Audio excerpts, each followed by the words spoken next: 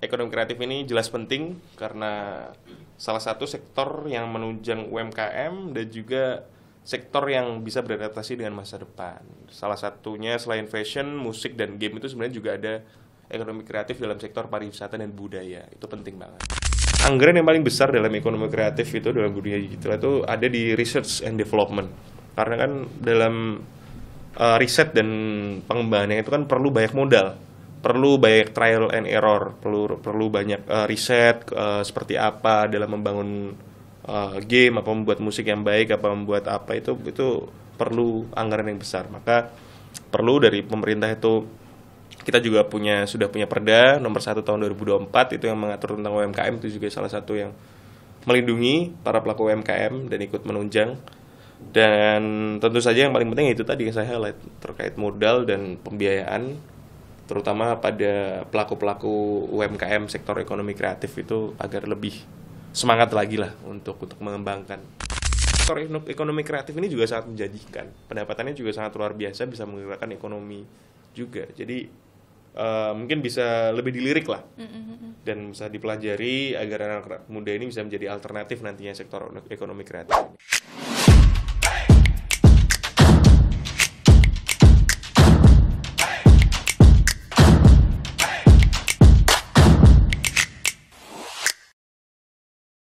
Assalamualaikum warahmatullahi wabarakatuh. Waalaikumsalam warahmatullahi wabarakatuh. Di episode kali ini podcast Kios Koran akan ngobrol santai kembali kepada Mas Ibnu Alfandi Yusuf yang masih muda sekali. Alhamdulillah. Ketemu lagi. Masih ingat nama saya, Masih Mas? dong. Siapa? Ruru Rara tadi. Ruru Rara. Kok Ruru Rara? Niluh Rara. Niluh itu kan nama khas Bali ya? Iya. Iya sampean Bali. gitu. Mas Ibnu rek ketemu 4 kali gak eling jenenge. Talah. Eling jenenge lupa namanya tapi kan ingat Mukanya. Jadi mukanya. kalau di jalan, Mbak. Iya. Kita yang podcast di Kios Koran gitu. Tapi nggak mungkin Mas Ibnu sih yang nyapa, saya yang nyapa. Kita ngobrol santai di episode kali ini bersama dengan saya Niluh Rara dan juga Mas Ibnu Alfandi Yusuf, anggota Komisi B DPRD Jawa Timur. Apa kabar Mas Ibnu? Baik, alhamdulillah. Baik. Ketemu lagi. Udah 4 kali ya di sini ya. Saya ini paling sering nih ke podcast Kios Koran ini paling sering. Iya. Sesekali dibeli lah Mas korannya. Sering saya beli koran. Di jalan belinya, Di jalan. bukan di sini. Lu bisa ya ini beli di sini? Oh, bisa dong, tapi harganya lebih mahal sih. Oh iya. Bedanya apa kualitasnya? Kalau di sini ada pajaknya, terus di Kios Koran ini infonya lebih akurat dibandingkan di yang lain. Karena kita langsung menghadirkan para dewan-dewan gitu kan. Narasumbernya langsung ya? Langsung dari betul sekali. Mas Ibnu ini Komisi B gitu kan, yang dimana membahas terkait UMKM. Lagi-lagi UMKM ya? Betul, tapi sebelumnya itu ini nggak tahu bener apa salah ya Mas ya. Saya itu pernah mimpi Mas Ibnu, di mimpi saya itu Mas Ibnu sampai masuk mimpi ya? Iya dong kan, habis yang pertemuan kita yang kemarin itu sempat mimpi kalau Mas Ibnu ini main musik. Betul. Berarti itu nyata atau bukan ya? Nyata lah. Oh nyata, bisa main musik Mas Ibnu? Bisa, Gitar tapi nggak bukan? jago. Gitar bukan? Semuanya bisa. Hah serius? Semuanya bisa tapi nggak jago. Oh. Kecuali yang unik-unik kayak saksofon, kayak apa? Biola gitu? Biola belum. Belum. Tapi yang umum-umum, gitar, bass, drum, piano. Oh bisa semua. Nyanyi. Mau nyanyi aja nih sekarang? Boleh. Refnya aja coba. Satu, gitar. aku yang bagian tak gendeng. Nggak usah. Bukan ya? Nanti copyright. Oh gitu, oke. Berarti Mas Ibnu ini bisa main musik. Hobi Lebih main musik. kemana Mas? Apanya? Mainnya, musiknya. Dulu basicnya gitar, cuman seiring berjalannya waktu karena saya ini agak lumayan bosenan, jadi bisa ganti belajar yang lain, akhirnya belajar drum, belajar bass, belajar piano terakhir, tapi sekarang udah jarang tak main alat musiknya. Ya iyalah jarang, orang udah kerja. Kalau dulu kan mungkin masih kuliah ya Mas. Oh, zaman kuliah, zaman SMA itu sumber mata pencarian. Oh gitu. Oh, berarti sering konser dong. Betul, saya dulu sering pensi konser di kafe-kafe. Sumber mata pencarian itu lumayan itu. Akustikan gitu. Serius? Wah, sumpah. pengusaha tapi mau akustikan. Nah, ini luar biasa. Ya, namanya dulu masih zaman susah ya. Pernah susah ya Mas ya? Oh, pernah. Saya keliling dari satu kafe ke kafe yang lain itu zaman dulu tuh. Oh, wah. Berarti dulu apa sih namanya kalau anak zaman sekarang? Jamming ya. Jammingan. Berarti nyanyi sambil main gitar. Zaman di Jogja, zaman kuliah itu, sampai saya jarang masuk kuliah gitu. Gara-gara ngeband. Iya, ngeband. Bagian apa? Gitar. Macam-macam, tergantung kurangnya apa biasanya saya gitu. Berarti multi talenta ya. Kalau si basisnya nggak datang bisa pindah. Berarti teman-temannya juga multi talenta semua, bisa oper-operan. Saya tuh dulu punya band bertiga. Itu tapi ya belum ada namanya bandnya. Tapi udah sempat bikin lagu dan lain-lain. Itu band bertiga tuh sama-sama bisa main semua alat musik. Jadi tergantung mood aja. Lagi pengen mana apa nih? Lagi pengen bisa nyanyi semua, bisa ya. Akhirnya itu jadi hobi kami. Sering manggung. Banyak penontonnya. Saya ada video di Instagram tuh penontonnya sampai crowd surfing, sampai gendong-gendongan. Berarti ini genre punk, bukan? Ada bukan punk tapi Britpop. Kayak Green Day, kayak My Chemical Romance. Tahu nggak? Tahu dong. Salah satu yang paling hits kan Cancer itu kan? Cancer, I Don't Love You. Gitu-gitulah. Berarti zaman dulu, zaman inilah. Jadi idola adik-adik kampus lah. Iya sih biasanya anak band itu kan jadi idolanya para ciwi-ciwi gitu. Berarti ceweknya banyak ini. Enggak juga. Tapi nggak punya cewek. Aduh Mas, emang kan dia pacar. Oke, di episode kali ini kita akan membahas terkait ekonomi kreatif. Ini kan selain makanan, UMKM itu kan pastinya banyak sekali ya Mas ya. Makanan, kemudian ternyata ini musik yang digemari oleh Mas Ibnu sendiri dan juga suka games? Kadang-kadang. Oke, apa Mas gamenya? Gamenya macam-macam. Ada game main bola, ada FIFA.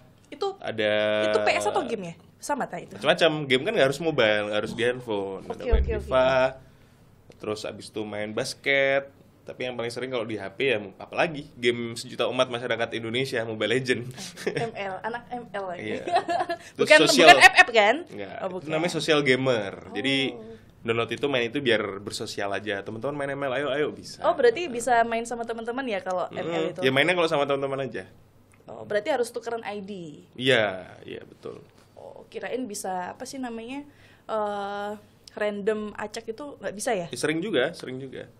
Ya walaupun masih muda terus ya sekarang diberi amanah kayak gini tapi ya tetap jangan sampai lupa kalau saya ini orang muda. Iya, tetap bersenang-senang sama teman-teman. Mumpung masih muda, belum punya pacar, belum menikah, happy aja dulu, ya kan? Tuh, no. Kalau fashion gimana? Suka nggak kayak mendatangi acara-acara apa sih kalau di Jawa Timur itu namanya kalau pengusaha apa sih asosiasi apa? Yang desainer itu? Ada, asosiasi para desainer Jawa Timur ada. Cuman saya jarang datengin fashion show-nya jarang. Kalau kayak gitu kan biasanya cewek-cewek ya. Walaupun cowok juga nggak apa-apa, banyak juga sih. Tapi kalau saya lebih ke kalau fashion itu lebih menggemari outfitnya, gimana cara berpakaian yang baik. Terus saya dulu pernah sekali jadi model tapi. Wow. Serius ini. Serius. Usia berapa? Waktu kuliah. Berarti masih ya beberapa tahun yang lalu lah. Tes ombak aja ternyata nggak cocok. Kok bisa nggak cocok? Kan yang nilai orang lain. Iya kali ya. Kalau menurut saya kurang. Kurang gagah ya. Kang Seduk pernah ikut. Kang Seduk saya pernah ikut tapi gagal. Kegagalan pertama saya dalam hidup tuh gagal Kakak Seduk. Aduh. Di Ponorogo. Masih berapa? 16 besar itu saya udah gagal itu. Waktu kuliah itu ya? Enggak, waktu SMA. Waktu Kakak Seduk itu. Oh, SMA itu ya? Iya. Saya dulu juga Cakning sih. Cakning. Enggak lah. Berhasil Mbak ya? Enggak. Saya gagal waktu itu. Enggak. Kalau di Surabaya kayak pemindahan raka-raki. Iya, kayak raka-raki. Jawa Timur itu kalau raka-raki. Saya kan mantan model. Kalau Surabaya apa? Cakning ya? Cakning. Iya. Oke, kalau begitu kita akan memasuki tema kali ini yaitu membahas terkait ekonomi kreatif, music, games, fashion menjadi lokal yang pastinya membuat bangga Jawa Timur gitu kan. Mas Ibnu tadi sudah ada openingnya kalau kita semua yang namanya musik itu kan sudah sudah menjadi hal yang sehari-hari didengarkan, di jalan didengerin, kadang konser juga pengen ikutan, kemudian masalah fashion juga kita lihat di media sosial ada teman-teman yang mendatangi acara-acara fashion parade itulah ya yang ada di fashion fair itu peragaan busana, perancang desainer gitu kan yang ngehits gitu yang sekarang cocoknya di tahun 2025 tuh trennya seperti apa gitu kan. Betul. Nah, kayak gitu ya. apa? Bukan. Bukan, itu bukan. Tapi itu salah satu ekonomi kreatif loh itu. Iya sih. Iya. Itu Pasuruan ya? Banyak di Jawa Timur, banyak di Malang, banyak Jawa Timur bagian Surabaya Tapal soalnya Kuda. belum nggak ada ya Surabaya. Oh ya biasa agak-agak kabupaten itu masih banyak lah. Di Ponorogo Malang nggak ada? Ponorogo jarang sih, tapi ada, jarang saya temui, jarang. Biasanya daerah-daerah Tapal Kuda gitu banyak yang di sekitaran situ. Kalau boleh diceritain Mas Ibnu, kenapa sih musik, game, fashion lokal ini sangat cocok dijadikan fokus dalam ekonomi kreatif yang ada di Jawa Timur? Jadi sebagai latar belakang ya, ekonomi kreatif itu sebelumnya UMKM itu kan jelas menjadi salah satu sektor penting untuk penunjang PAD di Provinsi Jawa Timur, dan salah satunya unsur dalam ekonomi kreatif dalam UMKM itu adalah ekonomi kreatif. Nah, kenapa ekonomi kreatif itu penting? Karena itu adalah salah satu bentuk terobosan globalisasi dan adaptasi bisnis menuju masa depan. Kenapa ada ekonomi kreatif? Itu kan salah satu bentuk adaptasi para pelaku usaha untuk beradaptasi dengan era digitalisasi dan era globalisasi yang sekarang ini dihadapi oleh para masyarakat kan. Nah, kembali lagi kenapa penting? Salah satunya kontribusi ekonomi kreatif Jawa Timur terhadap ekonomi kreatif nasional itu salah satu yang tertinggi di Indonesia. Itu mencapai, data saya ini 20,85%. Padahal rata-rata nasional itu 14% kontribusinya ekonomi kreatifnya. Jadi Jawa Timur ini salah satu provinsi dengan pelaku ekonomi kreatif terbesar di Indonesia. Nah, selanjutnya salah satu latar belakangnya mungkin nilai tambah ekonomi kreatif Jawa Timur di tahun 2023 itu mencapai 300 triliun. Itu bukan angka yang kecil, saya kira. Dan juga hampir 10%-nya itu berasal dari sektor fashion. Nah, Surabaya juga salah satu kota dengan pelaku aircraft terbanyak di Jawa Timur, itu sampai 142.000, mungkin karena ya Surabaya salah satu kota terbesar dan ibu kota di Jawa Timur juga. Dan banyaklah sektor-sektor yang lainnya. Jadi ekonomi kreatif ini jelas penting karena salah satu sektor yang menunjang UMKM dan juga sektor yang bisa beradaptasi dengan masa depan. Salah satunya selain fashion, musik, dan game itu sebenarnya juga ada ekonomi kreatif dalam sektor pariwisata dan budaya. Itu penting banget. Itu juga menjadi salah satu Jadi salah satu fokus kita juga di Komisi B, karena itu juga salah satu sektor ekonomi kreatif juga kan. Kalau di Ponorogo lebih ke mana? Kalau Ponorogo, kalau kami di Ponorogo dari tempat asal saya itu karena memang dari awal itu adalah kota yang penuh dengan culture, penuh dengan budaya. Makanya kami ekonomi kreatifnya itu lebih cenderung ke arah pariwisata dan kebudayaan. Contoh kalau di Jember kan itu ada Jember Fashion Parade Jember Fashion Week apa itu kan. Iya, week sih kayaknya. Ya. Kalau di Ponorogo namanya lebih culture lagi, lebih tradisional, namanya kirap pusaka. Wah, kirap pusaka. Ya lebih kejawen ya. Saya dulu pernah zaman SD juga pernah naik delman gitu, terus dikasih baju-baju khas Ponorogo gitu, habis itu naik delmannya terus diarak, ditontonin orang keliling Ponorogo. Dan itu selalu ramai menghidupkan ekonomi. Akhirnya ekonomi para pedagang tuh umek dan ekonomi bisa jalan. Tapi satu lagi ada loh Ponorogo yang sudah mendunia. Apa itu? Festival Reog. Nah, itu jelas. Itu sudah mendunia loh. Kalau masalah khasnya Ponorogo itu FRN, Festival Reog Nasional itu sudah mendunia dari dulu. Salah satu ciri khas dan agenda tahunan Kabupaten Ponorogo, dan bisa dibilang salah satu sektor ekonomi kreatif juga, dan menjadi ciri khas masyarakat Ponorogo yang bisa kita jual ke kancah dunia, yaitu FRN itu. Kira-kira beratnya itu berapa sih? Penasaran. Kayak berat Wah, berat itu. berat banget ya? Saya pernah angkat aja nggak kuat, leher saya sakit langsung itu. Emang berat banget ya Mas ya? Berapa? 20 apa 30 kilo lebih? 45. 45. 45 Serius? Apa saya? Puluhan kilo. Dan Itu itu diangkat ditaruh pakai di- gigi. Enggak, Ah, enggak bukan pakai bukan ini. sini ya? Enggak. Oh, pakai gigi. Pakai gigi nih, ditaruh di sini. Astaga. Ada khusus buat kamu. Eh. Beratnya Kok 1 bisa kilo itu? nggak ada. Apa itu? Reok mini yang dijual itu. Itu topeng bandana reok itu. Topeng Oh, reok. berat 40 kilo lebih. berarti itu dia ini pakai gigi. Pakai gigi, pakai Astaga. gigi. Jadi harus kuat gosip itu biar otot giginya kuat. Itu kan rata-rata cowok, berarti cowok suka gosip ya? Enggak juga. Ada cewek nggak sih kayak gitu Mas? Ada tapi jarang sih. Jarang ya? Jarang. Soalnya berat banget itu, berat banget. Aduh, di sini aja berat apalagi gigi. Ada Iya. cewek, ada pembarong cewek. Ada pembarong cewek. Apalagi itu kan udah berat. Ada beberapa orang tuh yang ngangkat barongannya itu sambil ada orang yang naik di atasnya. Itu tetap pakai gigi. Tetap pakai gigi. Astaga. Tapi masih ada yang kuat. Berarti kan bobotnya barongannya itu 40-an kilo, ditambahin orang tuh paling 60 kilo lah. Iya, iya. 60 kilo. Itu kan berarti hampir 100 kilo. Kok bisa ya? Ya, itulah Karena namanya. latihan. Keren. Bukan karena Ya, musik lo latihan-latihannya ya, tapi kalau ngangkat segitu kita ngangkat orang di sini aja dengan berat segitu menggos-menggos apalagi ini pakai gigi. Tapi emang pasti apresiasinya sangat besar ya sampai ke Betul. mancanegara gitu. Entahlah. Kalau masalah musik nih Mas Ibnu, kondisi pelaku musik lokal di Jawa Timur dari sisi jumlah, peluang dan tantangannya kira-kira bagaimana menurut dari Komisi B sendiri? Saya kira kalau pelaku musik yang ada di Jawa Timur ini sudah salah satu yang terbesar juga di nasional. Apalagi di Surabaya ini sangat banyak musisi-musisi terkenal. Salah satunya kalau yang saya tahu itu ada siapa pemain cewek itu? Maya? Cantik itu. Saya, Mbak Hah? Rara bukan? Itu ya, mungkin ya. Emang penyanyi?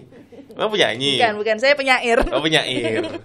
Siapa penyanyi Ada cantik? Keisha. Oh, yang dari Apa, Indonesian Malang. Idol apa? Malang ya itu ya? Malang. Ya Oh. Malang nggak sih? Ada, Yang ada. usai di sini tuh kan sih. Itu kan dari Jawa Timur juga banyak sekali. Apalagi kan kalau itu kan yang kelas atas lah. Ada yang juga yang menengah ke bawah, yang setiap hari jamming-an, yang setiap hari mengisi di kafe-kafe, mengisi di acara-acara tertentu. Itu kan banyak sekali dan itu saya kira perlu perhatian khusus juga dari pemerintah agar terus terjaga komunitas itu dan bisa terus menghidupkan ekonomi kreatif dalam sektor musik tentunya. Itu penting. Untuk tantangannya sendiri, adakah di kawasan Jawa Timur terkait musik? Terutama musik ya. Kalau tantangan itu ya kembali lagi ya digitalisasi sih kalau masalah musik mah. Digitalisasi dan akses kepada penonton ini kan sekarang ini kan kadang-kadang kalau udah dibikinin acara konser, kalau bintang tamunya, gestarnya itu tidak gestar top itu kan kadang-kadang jarang yang antusias kayak gitu-gitu, lebih milih di rumah, lebih milih online dengerin lagu dan lain-lain. Itu tantangan digitalisasinya. PR-nya ya harus dari segi marketingnya harus lebih mumpuni untuk menjual para gestar yang mungkin kelasnya menengah atau mungkin kelasnya agak menengah ke bawah itu harus lebih dijual dan musisinya pun harus lebih kreatif agar bisa memunculkan musik-musik dan hasil karya yang lebih kreatif agar bisa menarik masyarakat yang lebih pendengar yang lebih banyak lah.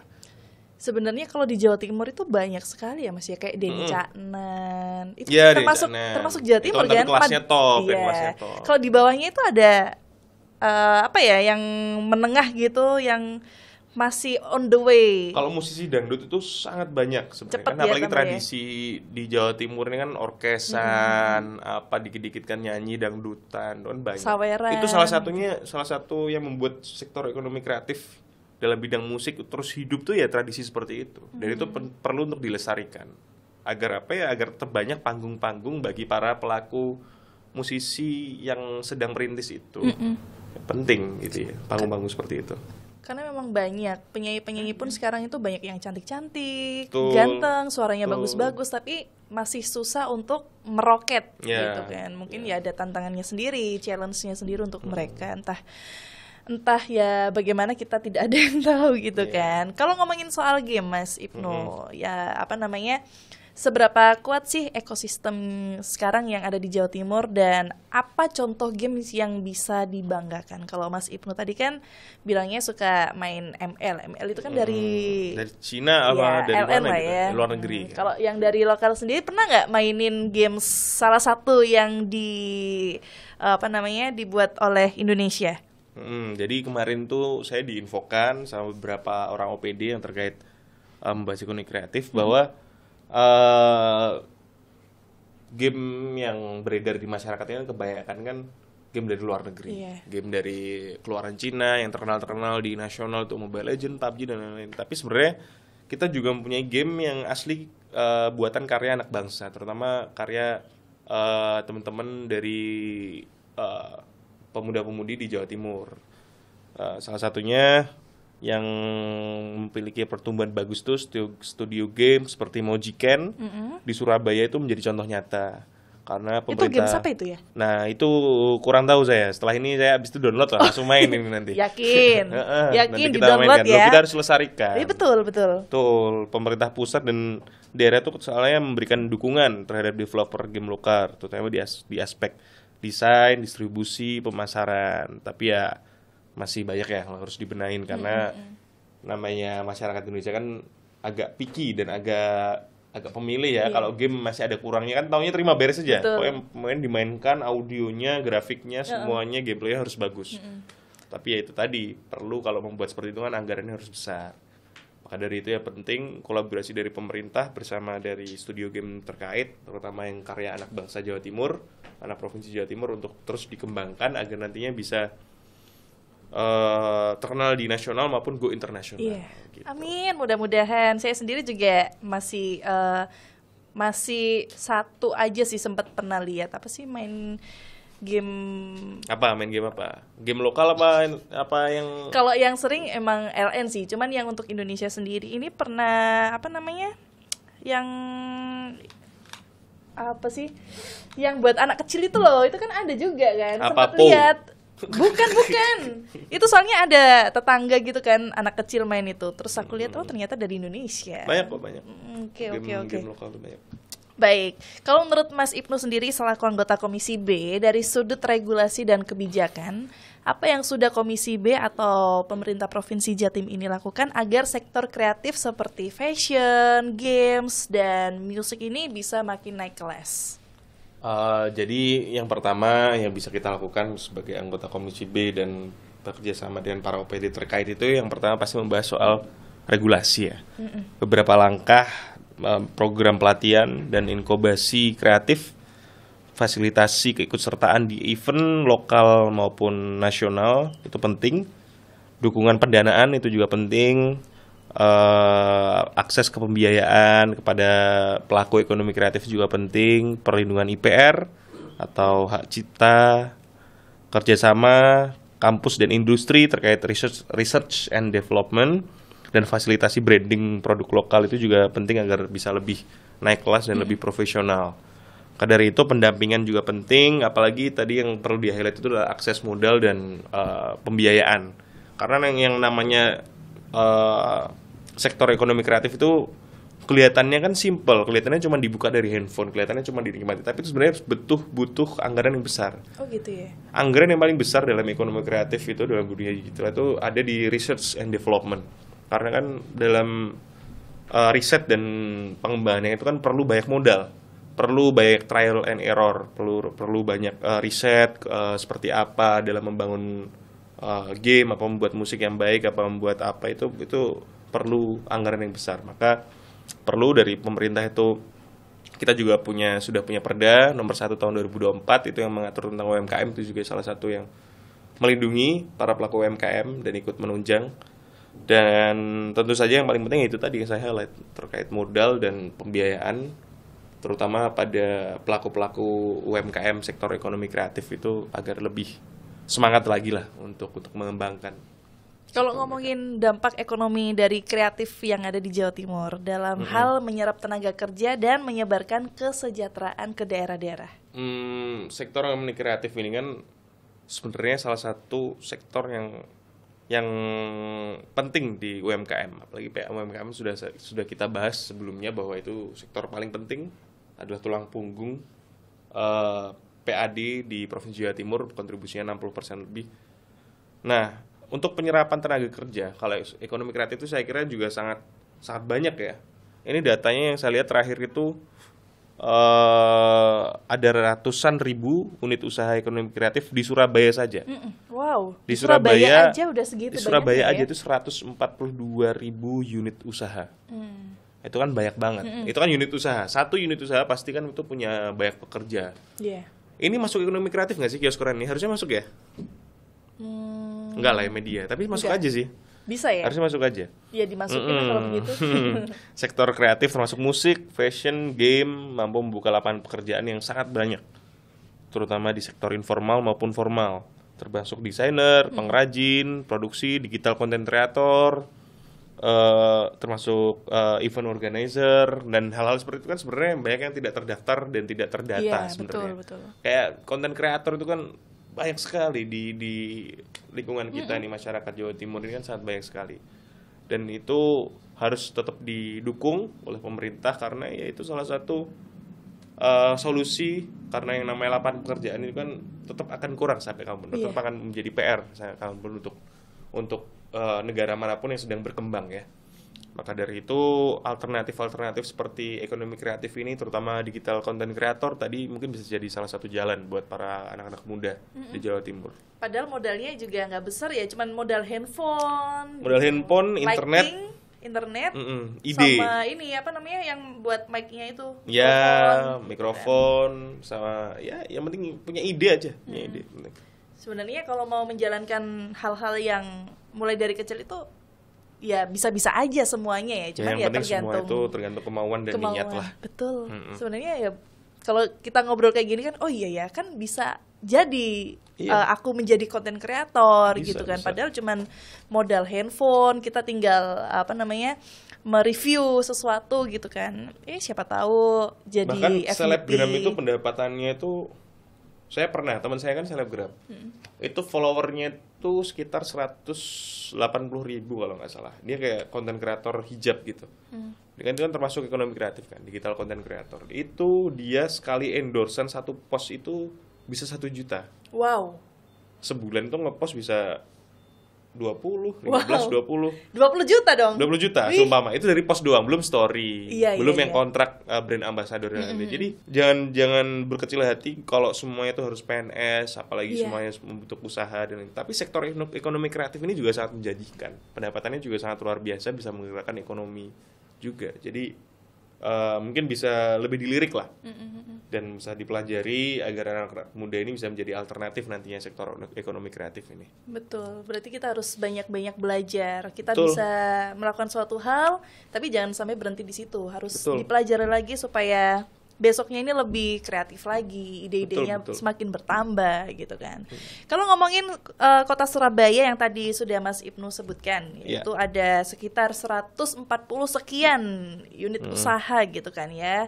Dan katanya sih Surabaya ini kalau dilihat dari data itu, Surabaya dan juga Malang ini muncul sebagai kota kreatif unggulan. Nah, ini apa sih Mas Ibnu yang membuat mereka ini lebih unggul dibandingkan dengan kota-kota atau kabupaten yang lainnya?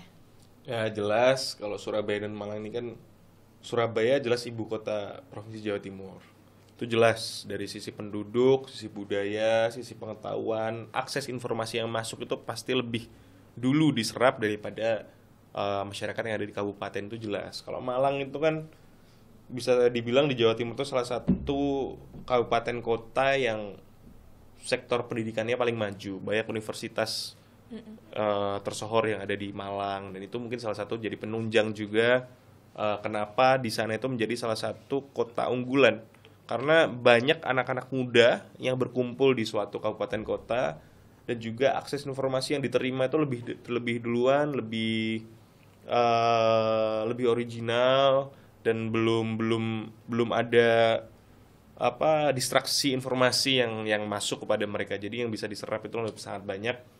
Selain itu ya jelas akses infrastrukturnya seperti internet, studio, tempat kreatifnya lebih banyak. seperti studio-studio podcast seperti ini kan banyak sekali di Surabaya, seperti kayak sekarang sangat banyak, dan studio musik itu banyak sekali, dan di kabupaten lain kan masih kurang.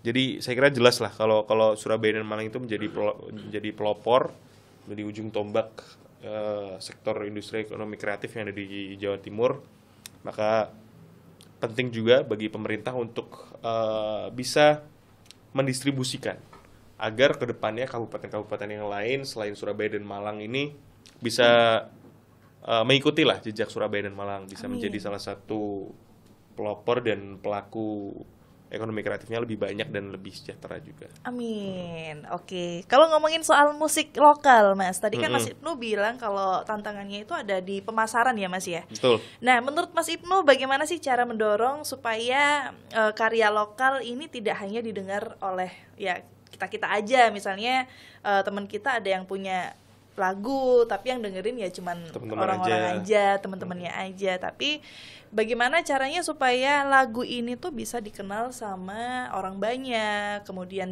bisa masuk ke tingkat nasional selain mengikuti kayak si Keisha tadi kan karena ikut Indonesian Idol kayak gitu kan. Nah itu bagaimana caranya mendorong, Mas? Saya jadi flashback ke zaman saya kuliah, zaman cita-cita saya jadi musisi. Oh dulu cita-citanya musisi. Jadi musisi dulu. Soalnya udah nyiptain lagu. Berapa lagunya? Saya nyiptain lagu 3 tapi udah lupa saya chord-chordnya sekarang. Aduh, saking banyaknya ya. Kalau bagus sebenarnya bisa dijual kan, Mas, itu? Bisa, tapi kembali lagi, kenapa saya tadi bilang ke pemasaran adalah salah satu PR untuk bagi para musisi, karena musisi kan terbagi dua sebenarnya, musisi yang indie maupun yang non indie. Indie itu kan yang non label, dan yang non indie kan yang pakai label. Musisi yang sudah bekerja sama dengan label itu kan sudah menjalin kontrak yang sudah berlandaskan hukum bersama label, dan itu kan sisi marketingnya sudah dibantu oleh label. Saya kira lebih mudah dan lebih terstruktur dalam segi marketingnya kalau sudah bekerja sama dengan label. Tapi jangan salah, musisi indie pun juga ada penikmat yang niche juga, yang tertentu juga, karena banyak masyarakat juga di ibu kota, di kota-kota besar tuh kadang-kadang malah lebih suka musisi yang indie. Iya. Kadang-kadang. Jadi harus pinter-pinter melihat market, melihat pasar ini masyarakatnya lagi suka musik yang tipe apa, dan harus menentukan langkah. Pengen jadi musisi yang indie apa pengen bekerja sama dengan label. Dua-duanya juga bagus. Tapi ya pasti ada tantangannya masing-masing. Kalau dengan label pasti ya ibarat kerja rodi lah. Itu kan ada dituntut membuat single, membuat album. Kalau musisi indie kan nyantai, bikin lagu sesukanya, pakai manggung-manggung. Ya, yang penting harus unik dan kreatif. Untuk masalah jalan, untuk memasarkan lagunya itu ya itu macam-macam lah. Itu pribadi masing-masing musisi. Paham ya saya kalau ngomongin musisi ya? Saya dulu sempat ada di persimpangan itu soalnya. Sampai akhirnya, mau jadi musisi label apa musisi indie nih? Jadi politisi aja. Tidak ada di pilihannya, ternyata melenceng sama pilihannya. Betul. Iya sih, biasanya anak-anak zaman kuliah itu emang lebih zaman nyari jati diri itu kan. Bener. Saya tuh dulu kalau boleh cerita, kosan saya itu bagaikan studio musik. Saya ada MIDI, saya ada gitar, ada bass, ada piano semuanya, terus ada recorder, sering bikin lagu, rekaman kayak gitu. Tapi sekarang semua alat itu sudah saya sumbangkan kepada teman-teman saya yang masih pengen jadi musisi. Oh gitu. Kan saya udah pupus nih, males lah jadi musisi. Jadi politisi aja kan gitu. Akhirnya alat-alatnya saya kasihkan secara cuma-cuma kepada teman-teman. Dikasih itu. Saya kasih. Itu apa namanya? Gitarnya gitar listrik atau gitar yang macam-macam, gitar listrik, gitar gitar akustik, gitar yang tenaga air, tenaga kuda, ada semua. Tadi mau kutanyain, Mas, gitarnya kemana gitu kan? Mau saya bawa pulang satu. Di sini ada gitar nggak? Mau tes nih, Soalnya saya dulu ini gitaris metal. Oh iya. Suka gitu kan, jadi kalau ngomongin soal band itu memang kalau masa-masa muda itu kan pasti suka ya sama yang namanya musik, genre apapun itu masih masuk. Tapi kalau udah sekarang masih perlu jadi politisi gitu kan, jadi kayak biasanya sekarang dengerin apa, Mas? Apa ya musiknya? Ya musiknya saya dengerin lagu-lagu luar sih Tuh kan sebenarnya. beda sama genrenya yang Mas Ibnu sama kawan-kawan Beda. dulu. Zaman kuliah saya kan dulu dengernya apa Avenged, My Chemical Romance yang agak pop rock gitu kan, Britpop gitu. Sekarang udah beda gitu ya kan. udah umur lah sekarang. Bukan saya yang ngomong ya. Terus perlu nggak sih Mas Ibnu adanya perlindungan hak kekayaan intelektual, karena kan perlu. di Indonesia ini kan banyak sekali gitu kan terjadi plagiat-plagiat yang dimana penyanyinya si A tapi ternyata dinyanyiin sama si B, C, D, E, F, G gitu. Sangat perlu. Apalagi saya kan tadi mbaknya nyuruh nyanyi, saya jangan nanti copyright. Oh iya. Perlindungan hak cipta. Iya, betul. Jadi apalagi sekarang tuh terutama musik dangdut itu sangat bahaya. Iya. Hak kekayaan intelektualnya kan sering ada konflik kan dalam musik dangdut itu. Karena pembawa lagunya atau pencipta lagunya tuh seringkali terlupakan. Iya. Jadi lagu tuh viral, pencipta lagunya tuh kadang-kadang terlupakan, yang terkenal malah yang bawain lagu, yang artis-artis, yang cantik-cantik, yang ganteng-ganteng itu malah yang terkenal mereka, dan sering konser membawakan lagu itu tanpa izin kepada pencipta lagu. Makanya penting bahwa perlindungan hak kekayaan intelektual atau HAKI ini penting, apalagi desain selain musik ya, itu bisa desain fashion, desainer, motif game itu juga ada semua, harus dilindungi secara hukum ya. Karena sangat rentan plagiarisme dan peniruan dan pembawaan tanpa izin. Jadi implementasinya nanti masih perlu diperkuat, pendampingan daftar hak cipta, paten atau desainnya juga perlu dilakukan, sosialisasi HKI ke pelaku UMKM kreatif, regulasi yang menegakkan sanksi bagi pelanggaran, dan sistem pengawasan juga harus digencarkan. Kami bekerjasama dengan OPD-OPD terkait untuk mengencarkan hal ini karena itu semata-mata untuk melindungi hak dari para pencipta karya seni itu sendiri. Karena ya gimana ya, sekarang tuh udah menciptakan seni susah-susah kadang-kadang kan, tapi tidak terhargai. Banyak sekali pencipta lagu yang masih susah makan, masih ini, padahal lagunya tuh terkenal sampai kemana-mana. Dikenalnya malah bukan karena si penciptanya sendiri, tapi si yang membawakan. Ya makanya penting untuk dilindungi ini. Sekarang kan juga lagi gencar juga sama DPR RI, itu kan sempat agak-agak kontroversial juga sih sebenarnya. Ada beberapa peraturan yang mengatur tentang pemutaran musik di beberapa ini ya, tapi semoga yang terbaik lah. Yang penting kita itu berpikir bagaimana dunia ekonomi kreatif ini bisa berjalan dengan adil untuk para pencipta maupun pembawanya. Iya, betul. Jadi nggak cuma salah satu aja yang diuntungkan, kedua belah pihak harus sama-sama untung. Sama-sama diuntungkan, betul. Gitu. Terakhir Mas Ibnu, pesan atau panggilan aksi kepada para teman-teman di sini yang muda, OTW tua, yang tua gitu kan. Dari Komisi B untuk pelaku kreatif muda supaya karya lokalnya ini semakin membanggakan. Pesan saya kepada teman-teman anak muda yang sekarang sedang ada di persimpangan untuk mau menjalani nasib sebagai apa, mau bekerja sebagai apa. Ingat bahwa sekarang ini adalah era globalisasi, era digitalisasi. Baik sekali sektor-sektor usaha yang ada di lingkungan kita yang sebenarnya bisa menjadi alternatif, tidak hanya pekerjaan sebagai pegawai negeri sipil ataupun usaha yang itu-itu saja. Ingat bahwa sekarang itu ada sektor ekonomi kreatif yang di dalamnya juga sangat banyak hal, ada musik, game, fashion, budaya, dan pariwisata, dan lain-lain. Maka pesan saya kepada teman-teman anak muda, jangan membatasi potensi kalian, terus gali potensi, siapa tahu potensi kalian ada di sektor ekonomi kreatif. Karena jangan salah, sektor ekonomi kreatif juga sangat menghasilkan bagi beberapa orang yang berhasil. Maka terus berusaha, tetap semangat, dan terus gali potensi kalian. Gitu aja. Keren. Tungokno ya Rek yo. Dengerin, jangan cuman ya didengerin, dijalanin. Betul, gitu kan. betul. Siapa tahu rezekinya ada di ekonomi kreatif. Ya, kan kelihatannya cari kerja susah, Betul. ini bikin bisnis kok ini, ternyata jadi konten kreator, rezekinya kan nggak ada yang tahu. Tetap digali terus potensinya. Iya. Kalau ada ide langsung ditulis idenya, dieksplorkan. Apalagi modalnya kan nggak gede, Betul. cuman ide Ide. dan HP, internet.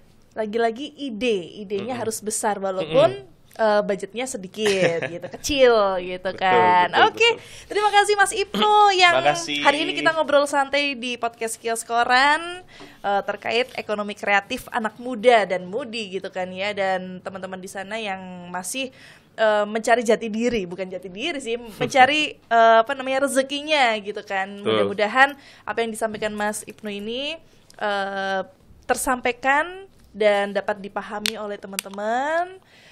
Sekali lagi terima kasih banyak Mas Ibnu Alfandi Yusuf Arek Ponorogo, umur 26 tahun, jomblo. Oke. Aduh, bahaya banget tuh closingannya. Thank you Mas Ibnu, ketemu lagi di Ya, terima podcast kasih Mbak Rara, terima kasih Mas. Kios Koran ya di episode selanjutnya. Wassalamualaikum warahmatullahi wabarakatuh.